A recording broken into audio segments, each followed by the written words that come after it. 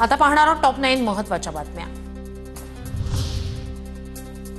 सांगली पोलिसांकडून 1,11,06,00,000 रुपयांच्या बनावट नोटा जप्त। पोलिसांनी आंतरजिल्हा टोळीचा पर्दाफाश करत 5 जणांना ठोकल्या बेड्या। अटक करण्यात आलेल्यांमध्ये कोल्हापुरातील एका पोलिसाचा सहभाग।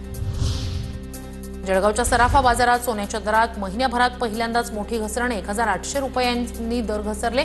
दर विना जीएसटी 1,21,000 रुपयांवर। दिवाळीच्या मुहूर्तावर सोनं खरेदी करणाऱ्या ग्राहकांना काही प्रमाणात दिलासा।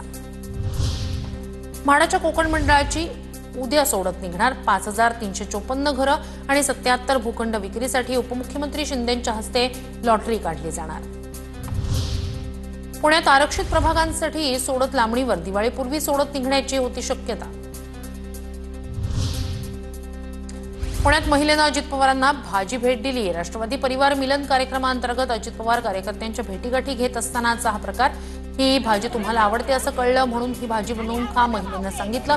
यावर बायकोला सांगतो बहिणीनं भाजी दिली, आता बनवून खाऊ घाल। दादांचं मुश्किल उत्तर।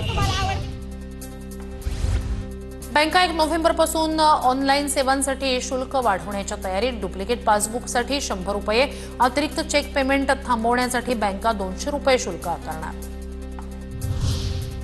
पुरंदरमधील प्रस्तावित आंतरराष्ट्रीय विमानतळासाठी जमीन मोजण्याचं काम गतीनं सुरू। पुरंदर भूसंपादन मोबदला 20 नोव्हेंबरपासून मिळणार, जिल्हाधिकाऱ्यांची माहिती।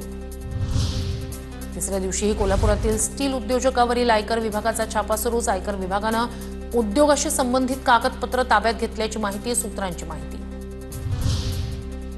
राज्यातील रस्ते आणि वस्त्यांची जातीवाचक नावं बदलणार। ग्रामविकास विभागाचा शासन निर्णय जारी। ग्रामपंचायतींना प्रस्ताव देण्याचे अधिकार, महापुरुषांच्या नावाला प्राधान्य।